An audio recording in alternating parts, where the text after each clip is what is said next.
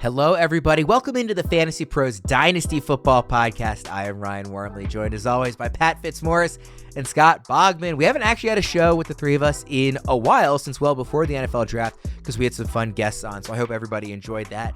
We are now post the draft, so this is one of the most fun weeks of the entire year if you are a Dynasty manager. It's rookie draft season. We've been ranking these guys for a while. We've been doing mock drafts on these guys for a while. We're going to do some more of that discussion later today, but we have actual landing spots. Finally, it is no longer just theoretical where these guys might go, and it's just a really fun, exciting, hyped up time. So I'm really glad to be talking to you guys. Quick note for everybody. All of our early 2024 consensus rankings and tiers, that can be found at fantasypros.com/rankings. From there, you can navigate easily to our staff Dynasty rankings on the site as well. And of course, you can search by rookies. You can look for Superflex, whatever rankings you're trying to find for your specific league, we've got them on there. Also, you can do drafts on the mock draft simulator as well if you're trying to prep for your rookie leagues. Speaking of rookie drafts, I'm in one with Fitz. I know you guys have been in a bunch that have started already this week. I'm curious to get your opinion of how it's gone. Fitz, you know that I am beaming because of how it has gone for me in our work league with you, me, Debro, and a bunch of the other folks here at Fantasy Pros. You and I, just to let everybody know, through some clever trading, had 7 of the first round picks in this year's draft. So the draft really ran through this podcast. What do you think about how it's going so far, Fitz? Yeah, it really did. I mean, I got Debro's first round pick in our startup draft for 2024, and it turned out to be the number 1 overall pick in the draft. So Caleb Williams. Could hardly have worked out better. Carolina Panthers of this league here, it sounds like. Yeah, no kidding. So I was covered in all parts of the first round. I picked 101, 106, and 112. And the take so far is Caleb Williams, Rome Odunze, and Keon Coleman. And a quick word about Debro. I've got to get him into a 12-step program or get him some sort of mock draft methadone or something, because he is addicted to making rookie picks. And when I look at his teams, when he makes me offers, like I look at his future picks and he's got like half empty cupboards because he is like constantly mortgaging his future. I feel like a predatory lender looking at his future picks. But last night, like he's trying to get the 302 in this draft that I'm also in with Bogman. And I eventually wound up giving the 302 to Bogman because Debro and I couldn't agree on anything. I traded down 6 spots with Bogman. He gave me a third rounder next year. I thought it was a pretty fair deal. It worked out. He only had 1 wide receiver on the board he liked remaining, Javon Baker. I moved down and got Kimani Vidal, who I probably would have taken anyway at 302. Worked out well, but Debro wouldn't even let me move down in the round. Like he just wanted the pick. And like I'm he's got only his first and like 4th rounder next year. So that wasn't in the cards, but like we're haggling. And I'm at my daughter's lacrosse game and I missed one of her goals. And she, wow. And she does not play an attack position normally. So this was like her 2nd goal of the season. And, my wife was not kind enough to like alert me that our daughter was like rushing headlong toward the goal. But like Fitz is like, don't even worry about it, babe. I got MarShawn Lloyd now. It's fine. Yeah. So I'm like wasting my time haggling with Debro and miss my daughter's goals. I'm just going to go ahead and blame Debro for that.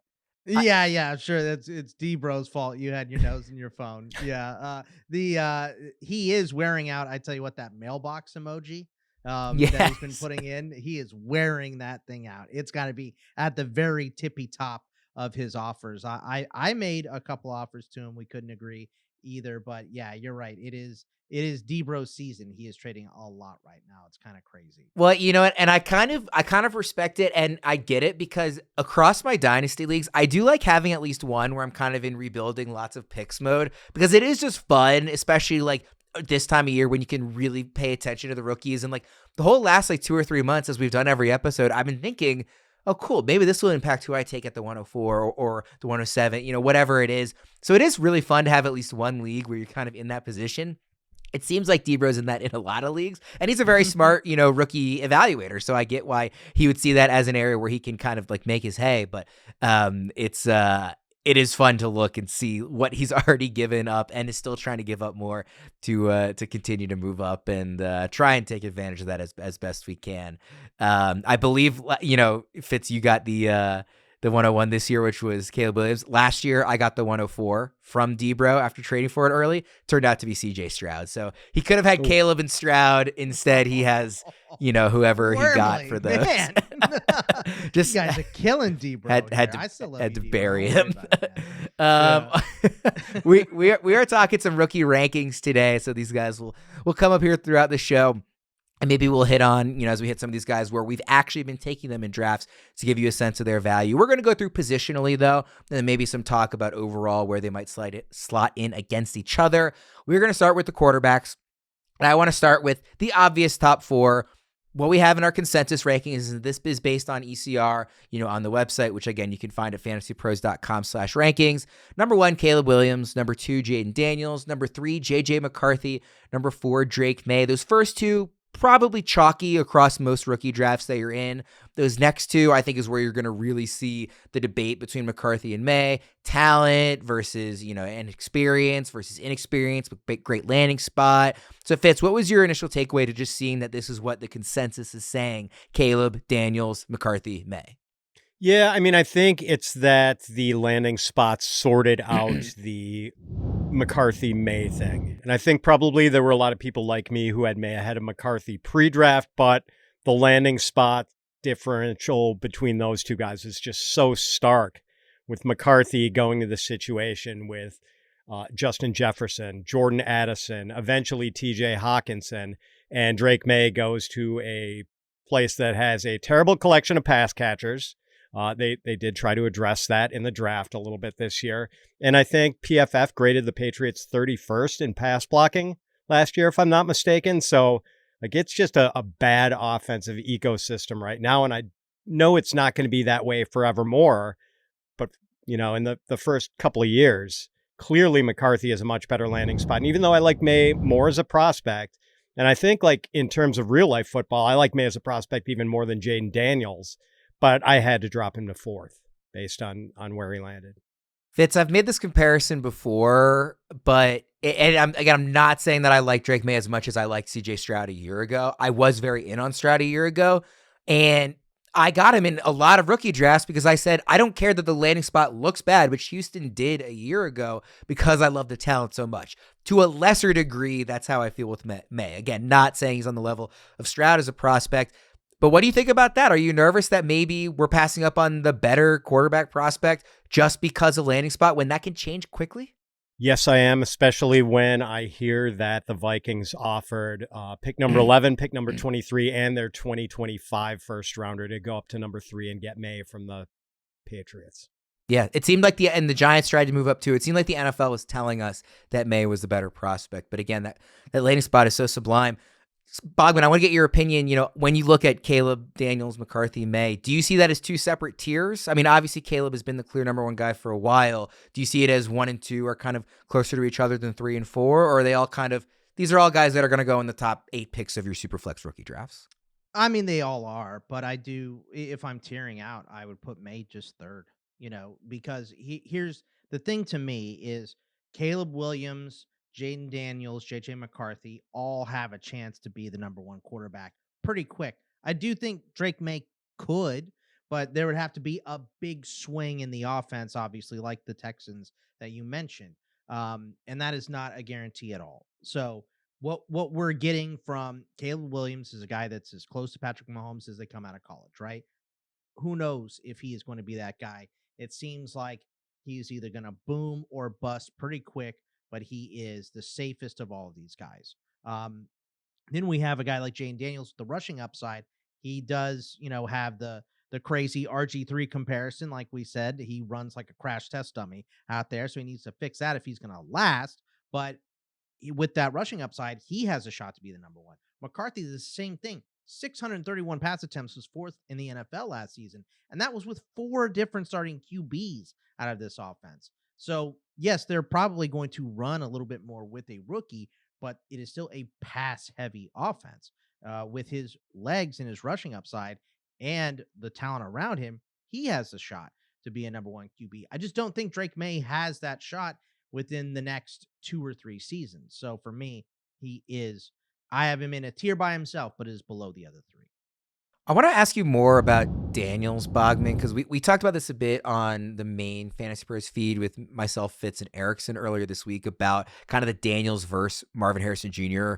comparison in Superflex drafts. To me, I'm taking Harrison like almost without hesitation. Both Fitz and Erickson were on the Daniels side. Or at least Fitz had said he had drafted that way recently. I don't know if you sort of feel strongly about that, Pat, but you know, for me, like Jayden Daniels is really interesting. Like in I am single, so I'm on the dating apps a lot. There's a lot of talk on there about like green flags versus red flags. And I bring that up to say Jayden Daniels has a lot of my favorite green flags in fantasy rookie quarterback prospects. He's going to an offense with a couple of good pass catchers, including Terry McLaurin, who I think is really, really good. He runs a ton. He's one of the only quarterbacks in fantasy who has the upside to run for like 1,000 yards. That is so special and so important in fantasy. Those are green flags. He also has red flags. He doesn't protect himself. I hate running quarterbacks who do not protect themselves. Like you said, crash test dummy. I am so worried at his frame and with his running style and behind that offensive line, which is not good, that it is not going to go well. So when you look at Daniels, Bogman, him versus Harrison, where do you come down in a super flex draft? Ignoring if you have a particular need at one position or the other, just who would you prefer in a vacuum? And B, like, where do you come down on Daniels kind of in the overall dynasty quarterback rankings? Because again, I think there's a really strong case for and a really strong case against. Yeah. So just the initial thing, Harrison, Harrison versus Jayden Daniels. It's Harrison for me. And I got to be honest, I do have them close, but it's not particularly close to me. Like, I think Marvin Harrison is a guarantee, right? I think same thing with Malik Neighbors. Malik Neighbors to me is a guarantee. Marvin more so because he's attached to a good quarterback. Daniel Jones is questionable. Obviously, the Giants are trying to move up, all of that stuff, right? So I do. Those guys to me are just going to have NFL success. No prospect is a can't miss, but they're as close to it as comes. Then I have the other QBs. I have Caleb ahead of those guys in a super flex, Harrison and Neighbors, but I have those guys firmly ahead of the QBs in there. And I do think those QBs could be awesome, which is, you want to take shots on them. I do have them in the same tier, but there's just not many scenarios where I would take Jayden Daniels ahead of one of those wide receivers. It would have to be like I have 3 of my top 12 wide receivers already. And okay, so now I'll take the quarterback just because that is a position that I have to have. So it'd be very team specific. So, and then what was the other question? It was about just Daniels in general, like as a dynasty asset, not even necessarily compared to the rookies. Just again, there's such a case to be made that he could be like a top 10 dynasty quarterback if that rushing is legitimate. I have him in 9. I'm just so scared about health. And also the other thing I didn't mention as a red flag, I don't typically like late career breakouts in college. I mean, he was in college for like 5 or 6 seasons and he finally had this big, Heisman campaign. That's another red flag to me. So he's just really interesting because like a lot of the other guys, I think the cases to be made for them are pretty clear. Like you're going to be on one side or the other. With Daniels, I feel so strongly about some of the red flags and so strongly about some of the green flags that I really struggled to rank him. Well, I think he's going to be good until he gets hurt, right? A lot like RG3. And that is fair. What he really needs to do is immediately start sliding, running out of bounds, not taking those huge shots. He needs to figure that part of his game out real fast if he's going to last because, like you said, the situation is amazing. You're in Washington with Cliff Kingsbury. It's a spread offense that allows you room to run. But, we saw Kyler Murray play amazing in this system in terms of fantasy. So that's exactly what we want. It's just, a lot of us were burned by RG3 and we see a lot of similarities. So it's a tough sell, but if you need a quarterback, Jayden Daniels is a absolutely great option in this draft. Fitz, last question before we move on from this group of quarterbacks. Where, not amongst rookies, but just in Dynasty, are you ranking JJ McCarthy and Drake Maye among quarterbacks? Oh, I think I've got both of them in the mid-teens, I want to say. Okay. I think it's and I think they're like next to each other. It's that close for me. And I always I don't take it lightly when I move someone past my, in my pre-draft rankings when I do a shuffle based on landing spot. It has to be a pretty stark difference in landing spot to get me to do that. And I think that's the case here. And by the way, Worm, I do hope you have more green flags on your dating profile than red flags. I hope you're more. I'd like to think so. You're more of a Caleb Williams to potential mates than a Bo Nix. Hopefully. The biggest green flag is having rescued a dog last summer. That one carries a lot of weight, which is unsurprising. Let's look at the rest of the quarterbacks here. We're not going through every single quarterback, but I just think the other three names worth mentioning: Bo Nix, Micheal Penix Jr., Spencer Rattler. That's 5, 6, and 7. Obviously, Nix and Penix are like kind of a tier of their own, given the draft capital. I do still like Rattler, and I like he went in the 5th round, so that's not good. But he went to a spot where they don't have a good long-term quarterback, so I think there's a case to be made for him too. Obviously, those first two guys are going to go much higher in rookie drafts, again, just given the draft capital. But Bogman, when you look at those three, is there any degree of excitement for them? Like, are you making the case in a Superflex draft of, hey, like maybe these guys should be early 2nd-round picks just because it's quarterback and there's a path here? Or with Penix being blocked by Cousins and Bo Nix being Bo Nix and playing on a pretty bad team, it seems like, and obviously Rattler falling, are you just kind of avoiding? Yeah, I mean, I wouldn't say in a super flex you can ever really avoid a quarterback, right? Because they hold so much value. Easy math, right? If you're in a 12-team league, everybody starts 2. That's 24 starters. There's barely enough room there's not enough room for everybody to have a backup. And, like we've said before, there's really 28 or 29 true entrenched starters in the NFL. There's always 4 to 5 teams that are playing musical chairs at quarterback. And 67 quarterbacks started a game last year, right? So I'm not surprised that the Falcons spent a top 10 pick to go get a quarterback because, we saw what it was like after life after Matt Ryan in Atlanta has been pretty tough. You had a year of Ritter and Heineke and just all these bad options. So, yeah, sure, get out of QB purgatory, but for fantasy, it sucks. Penix is a good quarterback, and he's going to be stuck behind another good quarterback for a couple of years. So his value does have to be lower. But we saw, Jordan Love. So the value is still there. I'm still investing in these guys because they're starter level QBs in the NFL.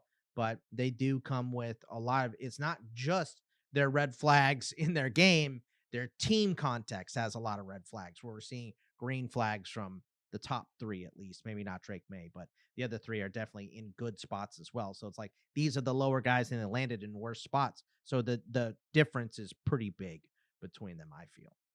Fitz, does the enthusiasm with which Sean Payton is talking about Bo Nix at all kind of make you optimistic about him? I mean, obviously, maybe not obviously. It seems to me like there was a degree of spin zone going on with some of those Adam Schefter tweets after the draft and how Sean Payton believed as strongly in Bo Nix as he believed in Patrick Mahomes.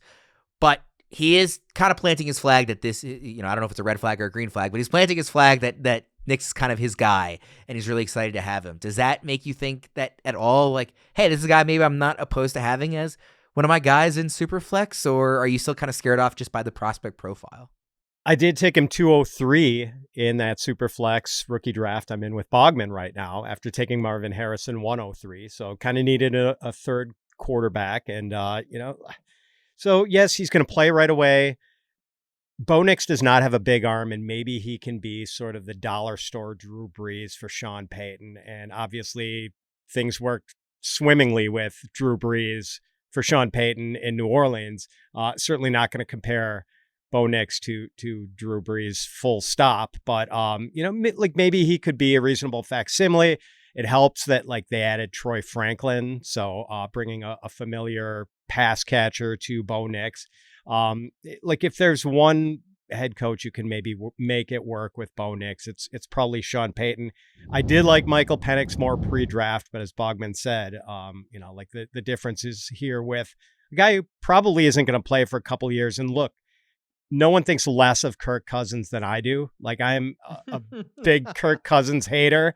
I mean, I saw something, him being talked about as a potential Hall of Famer on Twitter the other day and almost fell out of my chair. So I think it's going to be, probably sooner than the timetable most people have in mind for when Penix finally gets his shot, but still it's probably not going to be in 2024. He is a Hall of Fame bag getter. I will give Kirk Cousins that. He is really that set indeed. The standard of contracts. Very quickly, Bogman, Spencer Rattler, where would you take him in a Superflex draft? Yeah, I mean, I have I have Spencer Rattler right now. Let me just look at my rankings for Superflex. I have him. Jeez, I did put him down a little low here. I mean, I have him at like in the 30s. So round 3. That's where I would have him. He's like you said, the landing spot is great because Carr is long in the tooth. This team has had cap issues, so it might be okay. Once Carr is gone, this is our cheap quarterback for a couple of years while we revamp this. I mean, the cap is fake until it's not, right? And that's kind of what the Saints are seeing right now.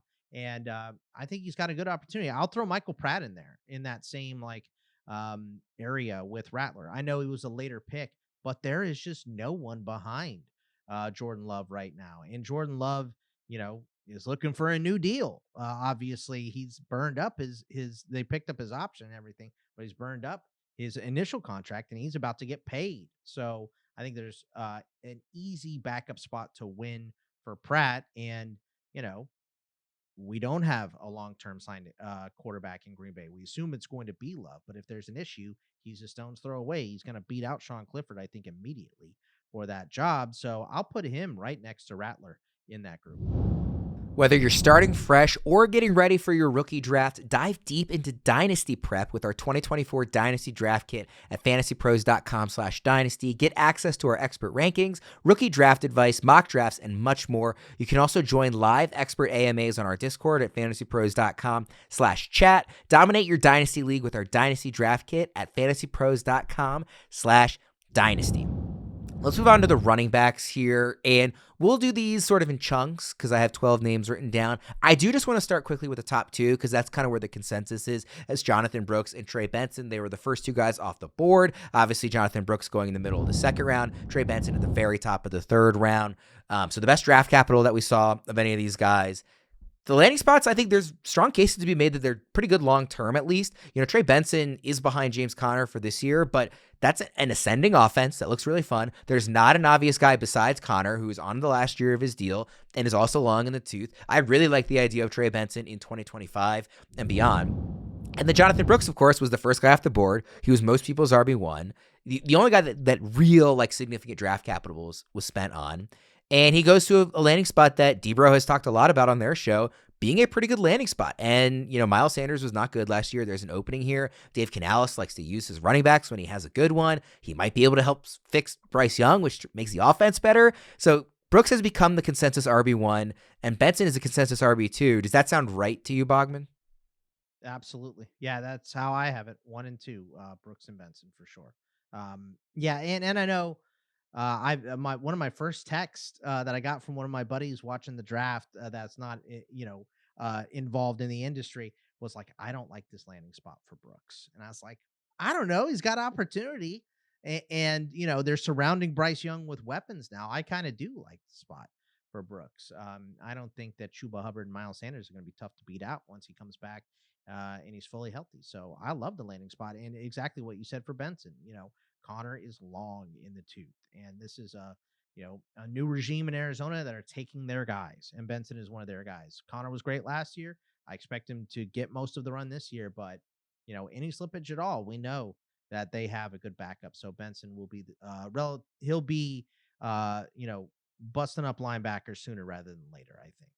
Fitz, you've also got Brooks 1 and Benson 2. How wide is that gap for you? Because I see the gap between those two as closer than I see Benson and the next guy. Yeah, probably. I would agree with that. To me, it's about maybe 3 spots in a rookie draft that should be separating those guys. Maybe Brooks will have an earlier opportunity to be a heavy duty back, and maybe it's good that the Cardinals probably are going to not have to ask Benson to be that right away, since he was not a heavy duty back at Florida State. So, yeah, I mean, I think it's right with those guys at 1, 2, and to me, it's fairly clear that Brooks should be number 1. Before moving off these top 2 guys, let's say Brooks as the clear number 1. Again, to sort of put it in the frame of a superflex, rookie draft. Obviously, there's kind of a clear top 7 or 8, depending on how you feel about with Bowers' landing spot. Is Brooks the next guy that's coming off the board for you because there's just not many good running back options, or is he still way behind Bogman, the Xavier Worthy's, Brian Thomas's, Lad McConkey's, behind all of them. He has to be, right? To me, I think that these guys, these wide receivers are all so good. This is what we were talking about coming in. We're talking about how the running back class was weak. It's not necessarily that Brooks is weak. It's that these wide receivers are very good options. A lot of them would have gone like in that neighborhood of Jordan Addison and JSN in the first last season if they were in that class. So Brooks coming off an injury in an offense that is putting it together as your number one running back, he has to go behind all those wide receivers to me. So I do have him around 11 or 12. The next group of guys here in the consensus rankings, RB3, Blake Corum, RB4, MarShawn Lloyd, RB5, Jaylen Wright, and RB6, Ray Davis. So Fitz, what's your biggest takeaway from those rankings? Again, Corum, Lloyd, Wright, Davis, 3 to 6. Yeah, so I do not have Jaylen Wright in my top 6, and it's funny, like I've been watching people ding Devon Achane in their dynasty rankings, and people push up Jaylen Wright because they're excited about his speed in a Mike McDaniel offense. I mean, like, speed fuels the Mike McDaniel offense, and I understand Mike McDaniel needing to have those tanks filled at all times. And certainly, like, they can't be automatically assuming that Raheem Mostert is going to make it through another season unscathed without injury as he did last year. So, like, I think it's more of, like, Raheem Mostert insurance. But to me, it's just, like, laughable to think that Jaylen Wright is going to be, like, challenging Devon Achane's primacy in this backfield. Like, he's just not as good a player.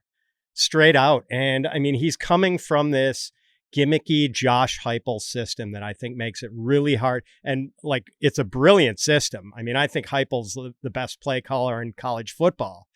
But it's gimmicky. I mean, he spreads the field, and these running backs who come out of Tennessee have, like, massive lanes. Like, they have all sorts of running room, and a speed back is going to play well in that sort of system. So, like, I just have a lot of questions. You know how I felt about Achane as a prospect. I don't have anything close to that same feeling about Jaylen Wright. Like, I have no idea if he's any good or not. But, yeah, to me, it's just, like, I think he's going to be Devon Achane's caddy, basically. Now, yeah, Bogman, I knew this was coming because we talked about it a bit with Erickson on the main feed on Tuesday's episode. Fitz is lower than consensus on Wright. You are higher than consensus on Wright. You've got him RB3.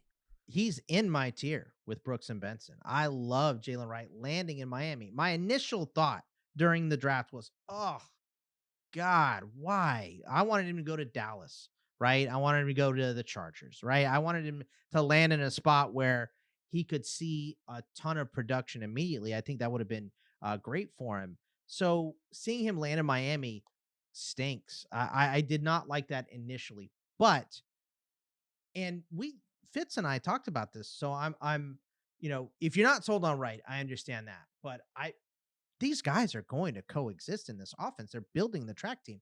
Mostert is 32, has an extensive injury history, but his value came from touchdowns last year. Well, if it's between Achane and Wright, they're giving the ball to Wright. You're not putting your Ferrari into, tow your boat, as Mike Tomlin would say. So it ain't going to be Achane getting those goal line carries unless it's some, jet sweep or something. Sure, he'll get some, but I think Wright is the guy in that scenario. But I love this landing spot for him because Mostert is old and because it's a track meet. And yes, Josh Heupel's offense is gimmicky. I was fooled by Jalen Hyatt last season, but so was Miami's, especially when you have Hill and you have Waddle there working in tandem. And the one thing I worry about with Miami is the construction of this offensive line, right? They lost a lot of pieces on the inside, so I do worry about that for their run game. But I think this spot is great. I don't think Mostert is going to last long, and NFL running backs don't. And this doesn't take away anything from Achane to me. I'm kind of surprised that we're seeing that argument that we need to ding Achane. We talked about it before. Achane is a 10 to 15 touch guy. He doesn't need more than that. He's going to break one. That is the beauty of a guy like this. So I think not all three of them can't coexist, but once Wright gets going to replace Mostert, which I see as the most likely scenario, I don't see him as an Achane caddy. I see him as a guy playing with Achane and just giving that team more speed eventually. This season, a little knock, but I think next year wheels up. Wright and Achane all day. The thing this year, Boggs, like, I don't know if Wright even plays ahead of Jeff Wilson this year. I mean, honestly, I think Jeff Wilson gets cut. I think Salvon Ahmed does too. I think Jaylen Wright, they didn't have many picks, the Dolphins, right? So I think making a selection at running back, which is a position that is not drafted high. So I think with few picks, when you make that selection, you don't do it worrying about Jeff Wilson, right? I think Jeff Wilson is expendable. I think Ahmed is expendable. Maybe one of them makes it, but Wright is McDaniel's guy. So that's how I see it. Fitz, I don't want to ask about Blake Corum because I think the case for him as RB3 is fairly obvious. I do want to ask about MarShawn Lloyd, who's RB4 in consensus, just very quickly because he was my RB2 going into the draft. I really like Lloyd. And then he went to the same spot that just gave a big contract to Josh Jacobs. So what do you make of Lloyd in his landing spot, still being ranked as one of the top 5 running backs according to consensus among rookies? Yeah, not ideal for fantasy, but I think a lot of people like him. I mean, he was D-Bro's RB1 in this draft class, and he was Daniel Jeremiah's RB1 in this class. Jeremiah said he was his favorite back. So it's interesting because the Packers could get away from Josh Jacobs' contract after 1 year, and I think a lot of people don't think all that much of A.J. Dillon, so me included. MarShawn Lloyd could easily pass up A.J. Dillon this year and, maybe ascend to number 1 next year. I mean, like, I know D-Bro has laid out a bunch of stats, efficiency stats showing that Josh Jacobs really wasn't that good last year, but he also had Aiden O'Connell as his quarterback for the entire year. I mean, there was not a lot of incentive for teams to not stack the box against Josh Jacobs last year, and that offensive line wasn't great. So not surprising the efficiency numbers weren't good. I'm not saying the Packers are going to walk away from Josh Jacobs after 1 year. Like if he has a 1,500 yards of combined rushing and receiving, he'll be back next year. But potentially, MarShawn Lloyd could have a big role as early as 2025.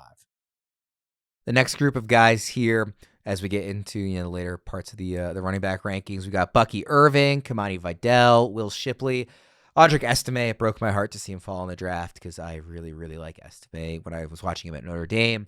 I want to ask about both Irving and Vidal because Boggs is roughly in line with consensus on both guys. Fitz is much lower on Irving, and he's much higher on Vidal. So Bogman, of those two, Fitz being quote-unquote too low on Irving and too high on Vidal, which one do you disagree with more? I think probably being low on Bucky, but I don't necessarily disagree with it either. I understand what Bucky showed us at the combine was bad, right? It was real bad. And I know another guy that fits into the gimmicky, category here in Oregon's offense. But I do like the role that I think that he's going to be cut out for. I think it's going to be mainly a third down receiving back role and a change of pace back, give Rachaad White a breather. I think that's his purpose in this offense. I don't see a lot more for him. So I do have him at consensus, but I do think that is a steady role, like a Jerick McKinnon, right? That is the kind of, maybe a little bit more than that, but that is the type of upside that I think Bucky Irving has from the jump. I think he immediately moves past everybody else on that depth chart behind Rachaad White, which is not saying a ton because White had so many carries, but I think the goal of that pick was for Tampa Bay to take a little bit off of White's plate to make him last longer. So, I think Bucky, because I like Vidal, and I'm not as crazy high as Fitz is, but I like Vidal a lot, and I love this landing spot for him too. Yeah, I want to hear why you have Vidal as a top 5 running back in this group. Yeah. First of all, I should mention I think you forgot to list Ray Davis's name.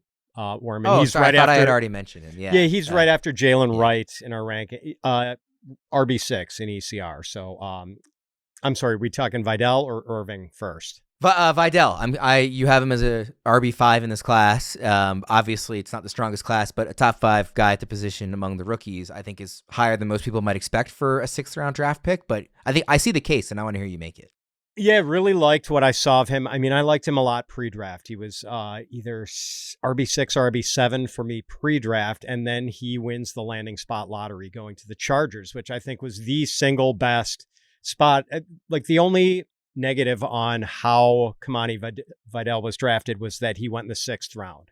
And we know the 6th round hit rate on running backs is pretty dismal. But going to this run-heavy offense, and I loved Vidal, what he showed at Troy, just the bounciness, the way he like powers through contact, because he's this little squatty guy. He's 5'7.5", like 213, just built like a fire hydrant. And then 94 missed tackles forced, Fitzy. I didn't mean to cut you off there. Yeah, no, I mean, I love hearing 94. That. And then he 63. And then like I was worried that Vidal was going to run like a 4.6 at the combine. He runs like a 4.46. And I like texted Thor and Debro right away. I was like, no 40 excited me more at the combine than Kimani Vidal's. So, I mean, I love the player. I love the landing spot. The only drawback is the 6th round. But, to me, this is a guy who could potentially be their featured back, considering he's behind the very one-dimensional Gus Edwards and the very often injured J.K. Dobbins. All right, let's take it easy talking about former Ravens running backs here. The last couple of guys, Braleon Allen, obviously tough landing spot there. Isaac Guerendo, Tyrone Tracy, who I want to ask you guys about as the last running back to talk about. Consensus is RB13. You guys both have him in your top 10. So Fitz, I'll start with you here. What's the case for Tracy? Crazy athleticism, very new to the running back position, but as a former wide receiver, I think he's immediately equipped to become the Giants' passing down back. And there's not a lot else for the Giants at running back. Devin Singletary, and that's pretty much it. Like, I think he kicks Matt Breida to the curb in short order. And there's a lot of upside here. Tyrone Tracy was Thor Nystrom's RB5 pre-draft. So there is a lot to like. He is an exciting athlete. And, I think maybe he does not give us a big role in 2024, but I think for 2025 and beyond, it's wheels up. Yeah, the Giants, they didn't even pick up Breida. So it's behind Devin Singletary. It's Eric Gray, Gary Brightwell. Oh, that's right. Breida's gone. Deion Jackson. Yeah. Yes. So the opportunity is big. And I'll just expand on what Fitz said in the fact that there's not more running backs behind him. There's not more weapons behind him. It seems like Waller's going to retire. We just haven't got the paperwork, right? So that seems like maybe that's in the mix there. But the wide receivers are bad. This guy can play in the slot. He can do whatever they want to. So I think the Giants are going to view Tyrone Tracy not just as a running back, but as a weapon in this offense. And they're going to move him all around the place. So with a team that is just desperate for playmakers, Tyrone Tracy offers all kinds of different options for this Giants offense. So I think he's going to have a pretty significant role quickly here because the Giants have to have playmakers. And by the way, about Braleon Allen, can we get some sort of restraining order against the Jets from like destroying the value of these rookie run? I mean, Braleon Allen. Isaiah Davis is one of my favorites. Yes. It's and not just behind Allen now. That sucks. And then people liked Izzy Abanikanda as like a developmental guy from last year. Yeah. And now like this is just all these guys are going to sit behind Breece Hall and it's going to be terrible. Yeah, the three landing spots that crushed me the most was Lloyd. Not that he loses a crazy amount of value, but I was disappointed because I thought he could be really good if he had a clear path to a starting role. And then I like I said, I loved Estime, and I liked Allen, I think, better than most. And just those guys falling and then where they landed is very disappointing. By the way, can I make a quick plea with our audience to not draft Isaac Guerendo in like the late 3rd round of their rookie draft? Like, he is going to be a kick returner. This guy could not get on the field at the University of Wisconsin, just like not at all, behind Braleon Allen. And I know he just tested like a champ at the combine. I know he was like decent in sort of a limited role at Louisville. Hold on, though, because we know that San Francisco is a meritocracy, right? If you're practicing well, they're going to play you. That's how Brock Purdy ended up. He's not quarterback. I mean, Elijah Mitchell's just a better, more nuanced, right? Like I said, Guerendo's I agree with that. Guerendo's a straight line guy. I mean, we've also seen Shanahan spend on a running back and then just kick him to the curb before. Yep. So yeah, I mean, both worlds exist for Shanahan. Yeah, for sure. It's not like I mean, need these guys. I will bet any amount of money that when they come out of training camp, Elijah Mitchell's the number 2. And I think people are expecting Guerendo to beat out Elijah Mitchell, and it's not going to happen.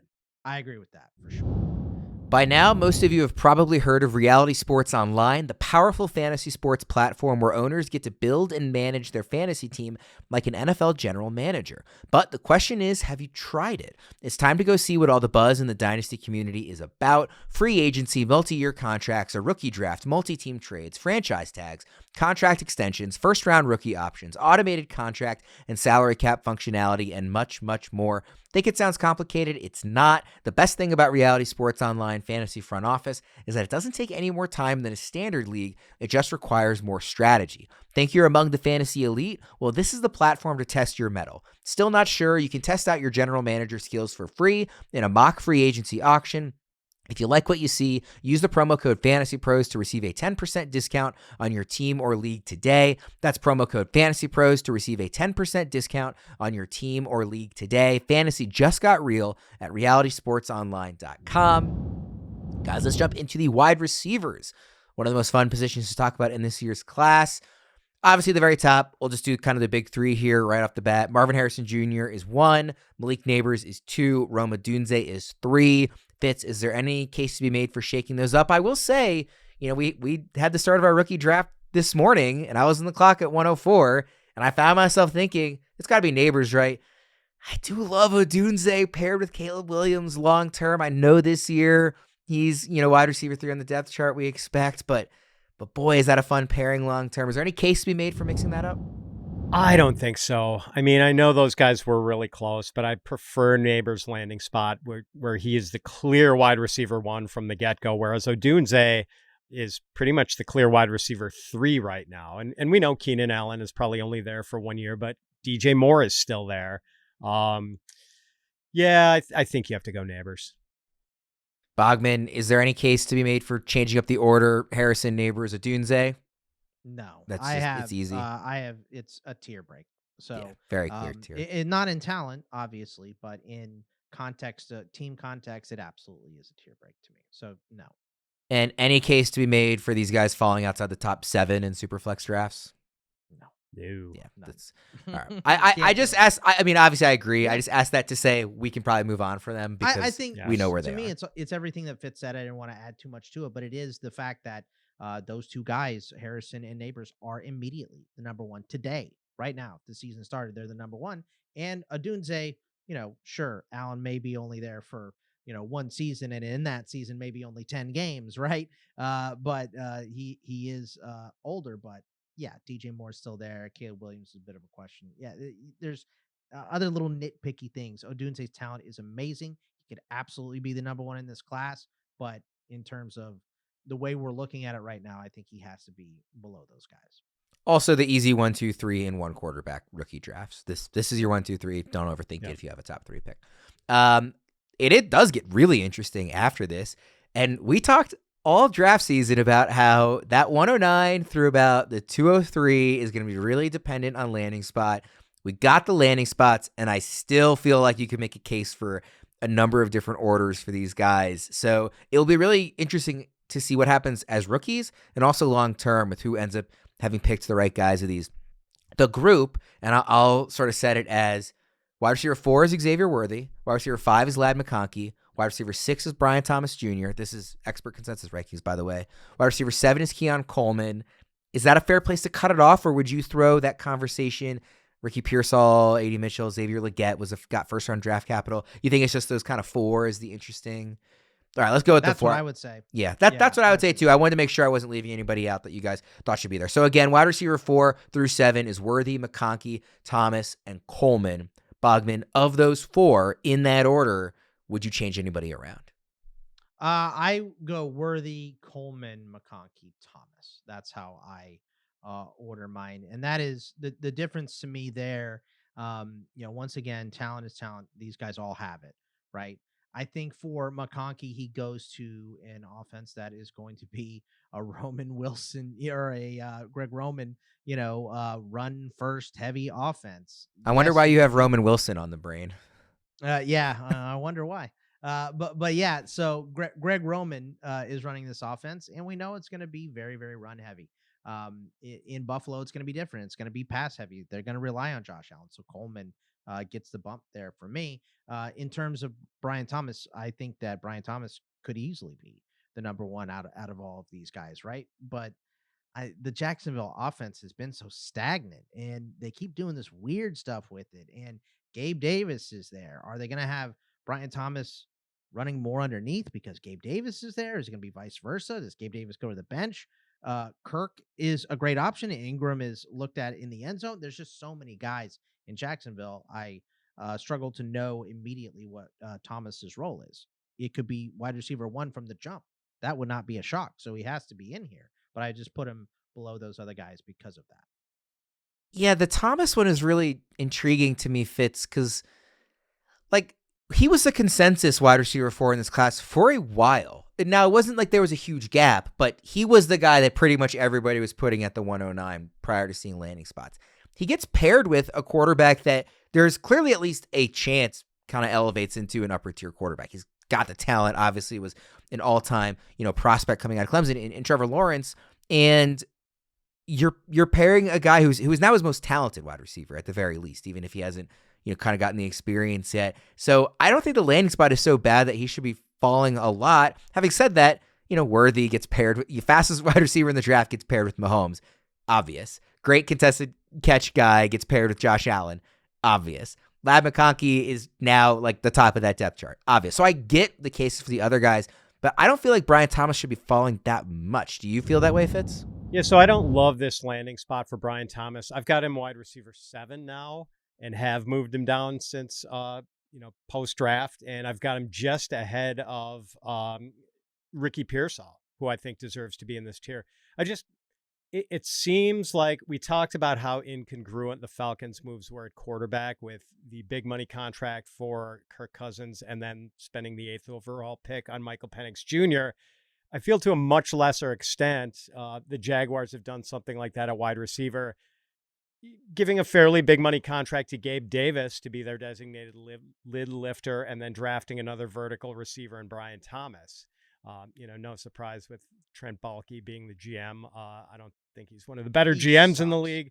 So yeah, he's not good. So I don't know. It's not my favorite landing spot. They've also got 100+ catch tight end. They've got Christian Kirk.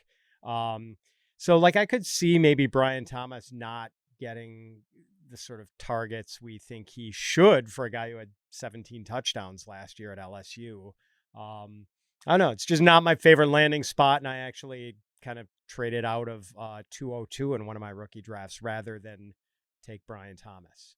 So, yeah, I'm not in love with that. It's one of those scenarios where I could see it going either way, ultimately. At the same time, I'm like, he had the best draft capital of anybody besides the big three. He's with a very talented young quarterback who is still on the upswing. And there's room in this offense. There's maybe mouths to feed. There is room for a number 1 receiver. Now, is Brian Thomas capable of being that number 1 receiver? I think it's a very, very valid question. But there's room for an alpha in this offense. And again, I think the pairing is better than he's being given credit for with Trevor Lawrence. And he was taken higher than all these other receivers outside of the elite top 3. So I get why the other guys might have moved up. I just don't feel like my estimation of Brian Thomas and my desire to have him on my dynasty roster didn't lower because of the landing spot. Is that a fair way to put it, Bogman? I think so. I think the difference to me is that, it's Mahomes, Allen, and Herbert. Those are the 3 QBs that you're trusting. And these guys will probably, Worthy, I guess, is the exception of not being the number 1 option, right? If Rashee Rice comes back and Kelsey sticks around a little bit longer than we think, then yeah, okay, maybe Worthy has more option, but no one has the upside that Worthy does either, that Tyreek Hill type of upside. So it's a double-edged sword of, how you want to view it. For me, he definitely is in this tier. Those other QBs are trustable. I think all these guys can be a number 1.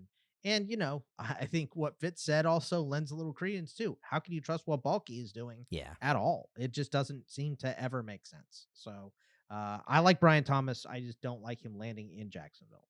Next group of guys here, and this is the consensus rankings again. Wide receiver 8, Ricky Pearsall. 9 is Adonai Mitchell. 10 is Xavier Legette. 11 is Troy Franklin. 12, Roman Wilson. 13, Jalen Polk. And 14, Jermain Burton. Now I want to start with Pearsall here because to me, while he is clearly behind those first 7 names, I think he's closer to them than to the rest. I know Fitz, you have him ranked fairly closely. Bogman, you do not. So Bogman, I want to start with you. Why are you lower than the two of us on Pearsall?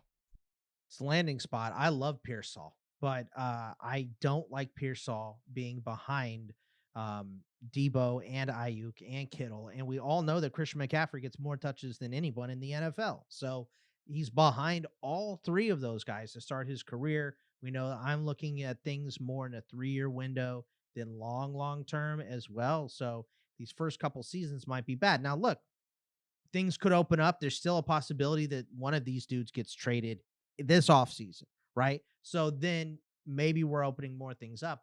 But even in that scenario, where is Pearsall on the pecking order to start, right? He's at best probably 4th. Maybe Kittle, maybe he passes Kittle real quickly. But Ayuk, CMC are definitely still ahead of him. So it's just, to me, it was more about the landing spot. It's not about Ricky Pearsall's talent. I think he's great. Could he be very successful in this offense? Absolutely. But I lowered him a little bit just because I do not like this landing spot for the jump start of his career. Yeah, Fitz, I want to sort of quickly share my opinion, then I want to get you to dive a little deeper onto this. For me, I look at it in a vacuum and I say, we're looking at a receiver that we all really like talent-wise and great athleticism, had one of the best catches you'll ever see in the college season last year. He got first-round draft capital, somewhat surprisingly. That's a good thing. And he's in an offense with the best play designer and play caller in the sport. And, I know there's a lot of mouths ahead of him right now, but CMC is aging for a running back. George Kittle is aging. I do expect Debo or Ayuk to be traded at some point, even if it's not this season, then by next season. They just can't keep everybody. So I think there's a real chance that a year from now, we're looking at him as one of the top 2 receivers in this offense, one of the top 3 pass catchers in this offense, run by Kyle Shanahan and with this great draft capital. So I am still very bullish on Pearsall, again, behind the other guys, but also at this stage in the process, like in terms of where you're going to be drafting him, you're not necessarily assuming you're going to get a ton year 1 anyway from any of these guys. It's mostly a long-term play anyway. I talked longer than I meant to there. I really want to hear your opinion here. I'm sure that's what everybody else listening wants to hear it too. So what do you think about Pearsall, Fitz? Yeah, that's okay. You talked a lot because I don't have a lot to say. I pretty much agree with you. And I know Bogman's not dissing him, but I'm less concerned about the sort of blockage he faces on the depth chart because, Ayuk is reportedly not happy and could be traded. Debo gets nicked up a lot. I think he'll get his chance, maybe not this year, but down the road. Yeah. And to be clear, I do get the lot of mouths to feed. I can see why the landing spot has, again, a red flag, but I see a lot of green flags there. It's a lot of good wide receivers. I think that's it. We are splitting hairs here among them. One of the guys that you are higher on, Bogman, is Polk, who obviously went early second round. Very clear opportunity to get targets in an offense with a talented young quarterback. We don't know what Maye is going to look like as a quarterback in the NFL, but he'll have the opportunity, and we know the arm talent's good. And we know Polk will have the opportunity because there's not a lot of other mouths to feed in that offense. Certainly, it's the anti-San Francisco. You've got him as a top 10 receiver. Yeah, I have him at 9, and it's all about opportunity. There is tons of opportunity in New England. Fitz and I pulled that trade off in the Tags League, and it was so I could get Javon Baker because I think Javon Baker also has a shot. I have him in this tier with Pearsall and Polk, and Adonai Mitchell and guys like that. After that 4 tier that we had before, I have a bigger tier of guys that I all think these dudes could be number 1s, right? They all have that level of talent, but specifically with Polk, who is he fighting? Kayshon Boutte for snaps? It's Demario Pop Douglas, Kendrick Bourne, Javon Baker, the ghost of Juju, the slowest man in the NFL, KJ Osborne. They don't have a lot of juice here. I think Polk could be, I think by the end of the season that Polk and Baker are the 1 and 2 for this offense right now. And I think you're going to see a ton of plays designed for Baker because he's the only wide receiver on this team with speed. So I think we're going to see screen passes. We're going to see deep hitters towards Baker as well. And Polk can take advantage of some bad corners and being the number 1 option just by having a high target volume. Obviously, these guys have to do it in camp. They got to beat out these vets who have been around for a while, and they're not going to just go away and give their job away. But I think that Polk and Baker have great opportunity to be high target share guys immediately in New England. So that's why I'm high on both of them. So Fitz, you're roughly in line with consensus on Polk. So I want to ask you about the next guy, Jermain Burton, who you are lower than consensus on. Meanwhile, Boggs is higher than consensus on. So neither of you really agree. You're just going in opposite directions. Fitz, what are you not seeing with Burton? So I think some people like this landing spot. I really don't like it for Burton. I think the assumption is, and granted, this is probably T. Higgins' last season in Cincinnati, but Jamar Chase is going to be a target hog for the foreseeable future. So there's a lid on Burton's upside, I think, as long as Jamar Chase is there.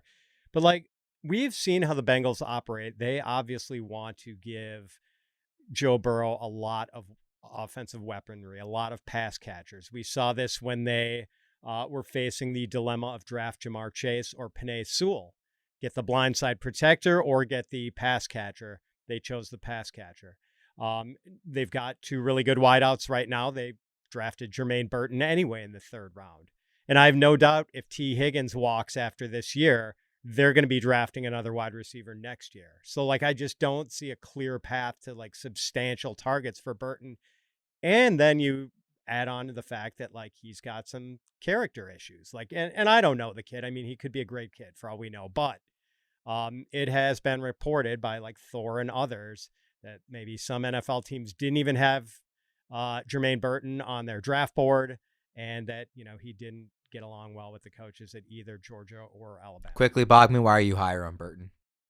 Yeah, it's the fit. I really like this fit here. I also think that, what we saw from Burton at Alabama last year is not really a complete process because Milroe is not complete yet. And I think when you go from Milroe to Joe Burrow to an offense that is pass heavy with a guy like him, I do think there are concerns.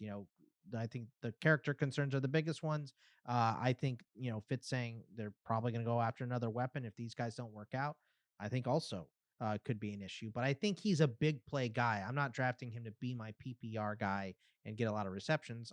He's my wide receiver 3. He's a swing guy for me. We all want to make everyone Deshaun Jackson. He's that type of gamble. Bogman, the last guy in this group that you guys disagree on is Roman Wilson. You're lower on your guy. What gives? I mean, I love Roman Wilson. And this is the first question when I got in here, while you were walking the dog, Worm, that Fitz asked me about when we came in here. Roman Wilson is a great wide receiver. Arthur Smith's offense sucks. It's not good. It's going to be, it's for wide receivers, it's bad, dude. It's all about running. It's going to be a lot of Najee and a lot of Jaylen Warren. And the Steelers' emphasis on drafting Roman Wilson is his blocking. And he did it at Michigan. Right? He has a lot of experience blocking for running backs. He's going to make big plays too. I have no doubt about that. But if Arthur Smith is tied here, I expect his main job A number 1 for Roman, is to be laying out wide receivers and tight ends and helping in the blocking game. And he is the type of guy that loves it too. So until we start getting points for pancake blocks, I think he's got to be a little bit lower in fantasy. So. I would love to play in that league, by the way. Absolutely. PPPB, I guess is what it would be. Quentin Nelson, number 1 pick. Yeah. Can I just state my amazement that for Bogman, the touch of death for Arthur Smith so outweighs the Midas touch the Steelers have at wide receiver. Like, if the Steelers drafted you in the 4th round, Worm, I think you would have an 800-yard season. For that. I got some separation. Whatever they do at wide receiver turns to gold. And, I think Roman Wilson is also a downfield receiver. We're going to see Russell Wilson, back there. He had the most passes in NFL history behind the line of scrimmage last year, right? Like, I think it's a lot of the fit is weird. The pieces don't seem to be lining up. I think the whole offense is better with Justin Fields. So hopefully that doesn't take very long, but I don't know, man. Since you didn't say it, Worm, ECR on Roman Wilson is wide receiver 12. I've got him wide receiver 9. Bogman has him wide receiver 17. Yeah. I mean, it's at least 2 seasons of Arthur Smith. That's how I see it. So the talent is amazing. I love Roman. I'm glad he's on the Steelers. I hate the Arthur Smith offense. I really do. We're going a little long on the receivers, but I really do think, just given what a storyline it was over draft weekend, that I have to ask. So please, let's keep it quick. But Fitz, Troy Franklin, what were your thoughts on him falling to the top of the 4th round? And somebody that I really liked in the draft process, and now he's paired with his college quarterback, but he fell a lot.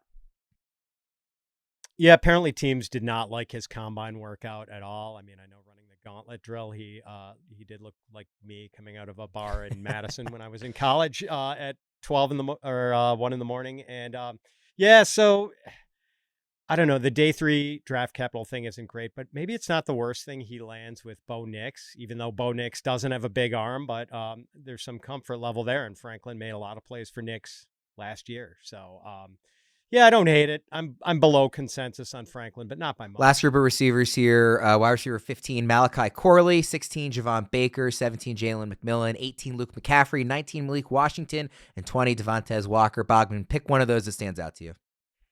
One of those that stands out to me, I'll go with Luke McCaffrey ending up in the Cliff Kingsbury offense. There's also a lot of opportunity on that roster. Dotson didn't put it together last year. It's Diami Brown, guys like that. I think McCaffrey could be a factor pretty quick. Fitz, pick one of those guys too. Again, that was Baker, Corley, McMillan, McCaffrey, Washington, Walker. Malachi Corley, I know he's not a Deebo Samuel clone, even though people like to make that comparison because of his run after the catch game. But I also don't agree with Thor Nystrom's comp of Amari Rodgers for Malachi Corley. Like, this dude is legit after the catch, and it does seem like, I know they had footage of the Jets war room making the call to Corley after they drafted him.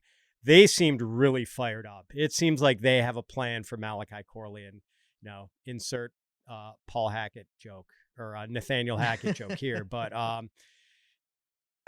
don't know. I'm excited about that one. I've got him wide receiver 12 above. I love reading Thor's comps because so many of them, like Amari Rodgers, is like, oh yeah, I did draft that guy in the late 3rd in a rookie draft a couple years ago, and completely forgot about him ever since. By the way, I am like Bogman, not as high on my own team's pick. I like what Tez Walker does for the offense because he fills a need that the Ravens had, but I'm not aggressively drafting him in I like him as a project, but toolsy. 4th round pick too. That's better than expected draft. But there's just so many other good receivers that like in my 3rd and 4th round picks of rookie drafts, I'll be looking elsewhere. I would imagine when I get to that point. All right, let's go to the tight ends. But first, I want to let everybody know about the Fantasy Pros Championship drafts with FFPC. Both fast and slow are already live. It's $350 entry fee. You just have to go to fantasypros.com/FFPC and use promo code FantasyPros on sign up for $25 off your first entry. There is a $1 million first place prize. It is the world's largest online season-long tournament, and you can get an early bird discount if you register by June 15th and draft your team by June 30th. You will receive a free $35 team credit. Again, that's fantasypros.com/FFPC. The tight ends, number 1, tier of his own, Brock Bowers. There's no sense discussing where he ranks amongst tight ends. So just very quickly, where are you guys drafting him in Superflex rookie drafts? How far did he fall because of the Raiders landing spot? That was, I think, is being a little overblown, to be honest. We talked about this Fitz earlier in the week, but is still a surprise and not necessarily the high-end outcome we were hoping for. Bogman, I'll start with you. I got him at 7 in Superflex and 4 in PPR. So very high. Very high on Bowers. And Fitz, we talked about this a bit on Tuesday, but for the Dynasty feed, folks. 104 in 1 QB, 108 in Superflex. I love him. I'm not worried about the landing spot. I mean, he's just such a Swiss Army knife. He's going to work no matter what sort of role they have. Weapon, not a tight end. Yep. Think of him as a weapon, not a tight end. And if anything, I like that Michael Mayer's there, who's going to get to do the blocking and I know he's well-rounded. He's not only a blocking tight end, but I like that they have it sucks who... It sucks for him. It's bad for him. Yeah. But it's great for now Bowers. He's only a blocking tight end. Bad for him. Exactly. It doesn't scare me off Bowers. And like Gardner Minshew is a perfectly fine quarterback to help a guy out. So, let's look at the others, really. Debro is very high on Ben Sinnott. He's number 2 in consensus. 3, Jatavian Sanders, the Longhorn. 4, Theo Johnson. 5, Erick All, who Debro and Thor are both very high on, but of course has had the injury concern. So of that group of 4, Sinnott, Sanders, Theo Johnson, Erick All, Bogman, does anybody stand out to you as maybe overranked or underranked? I don't really like anybody. It's Sinnott and Sanders are real close to me. I think that both those guys could be number one this year. Sinnott being picked in the second is what puts him over for me. It's very rare I'm going to have draft stock tied to their value. You saw it in my wide receiver ranks, right? Like, I don't care. I'll put Burton ahead of Pearsall. It doesn't make any difference to me. It's the fit. I like the fit. I don't like the fit for Sinnott in Washington. The reason is because he seems gimmicky for Cliff Kingsbury. He seems like a guy that's going to be a goal line guy or an H-back, Chris Cooley, weird stuff. But if he slides in right behind Ertz and he's running with the wides, great. Then that's awesome. I just don't know what his role is there. Sanders, I have ranked pretty high because it's Tommy Tremble and nobody in Carolina, and they need weapons for Bryce Young. So I do think there's an immediate need for him. I don't care about anybody else in this class, to be honest with you. Erick All is fine. I love him ending up in Cincinnati. I think the fit is good, but I don't really care about anybody else. Fitz, what do you think about that group? Anybody excite you? I echo Bog's sentiment. To me, there are 4 tight ends in this draft worth taking in a rookie draft. It's Bowers, Sinnott, Sanders, and All. And I've actually, Boggs might unfriend me for this, but I've got All ahead of Sanders now. I mean, they were drafted really close together in the 4th round. I think 4th round draft capital is sort of damning for Sanders and sort of surprisingly good for All. And All goes to a great spot, like the tight end in Cincinnati. They were trying to ham and egg it last year with like Drew Sample and Tanner Hudson and like Irv Smith, who of course they couldn't count on. And those guys were getting targets, but I think their yards per catch was like the lowest of any tight end group in the league last year. So All is the guy who could change that. The only knock on him, it's not the talent, it's the injury history. Had to undergo back surgery, which apparently went swimmingly according to All and is no longer an issue. Also a torn ACL, and that's what he's recovering from right now. But, the knee is really, I think, the only thing with this guy. Otherwise, you're getting a very talented tight end in a really optimal situation. Why would I unfriend you, Fitz, when I can just be right and brag about it? That's what I like to do. Isn't that what friends are for? That's right. Bogman, anything worth saying about Cade Stover, Jaheim Bell, Jared Wiley? Those are the next 3 guys on the list, or you're not even drafting them in rookie drafts? Nah, I mean, I like some of these guys, but Theo Johnson going to the Giants. I mean, yeah. Theo's a freak athlete. He's just not good at catching the football and doing things after the catch. Yeah, that would be that. Watch would the be tape, a hang-up, right? Yeah, I like the landing spot for Stover and for Wiley. Like Wiley in Kansas City is a good spot. McLaughlin, if All is going to be hurt, I think he's an option. I do like Jaheim Bell because they just need playmakers for the Patriots, but tight end is the toughest position to transfer from college to the pros.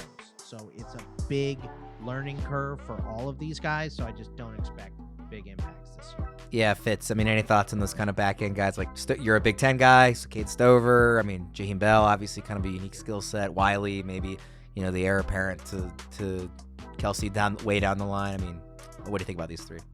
Yeah, they are just not top 60 picks for me in Superflex. I mean, maybe in the 5th round of a 1 QB, sure, but like I just don't think there's. All right, we'll get out of there on that.